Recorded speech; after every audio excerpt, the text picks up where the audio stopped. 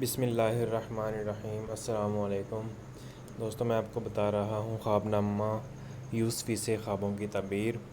اگر کوئی خواب کے اندر آفتاب روشن دیکھتا ہے، یعنی کہ سورج کو روشن دیکھتا ہے، تو اس کی تعبیر یہ ہے: ترقی مدارج جلیل ہے، بہتری جان و مال کی دلیل ہے۔ آفتاب پر ابر دیکھنا، یعنی کہ سورج کے اوپر بادل دیکھنا، غمگین ہوگا، فکر و اندیشہ میں مبتلا ہوگا۔ آفتاب طلوع ہوتا ہوا دیکھنا، اس کی تعبیر یہ ہے کہ نئی زندگی کا آغاز ہوگا، یعنی حصول دولت اور عزت ملے گی، اور سرداری ملے گی، اور آرام پائے گا۔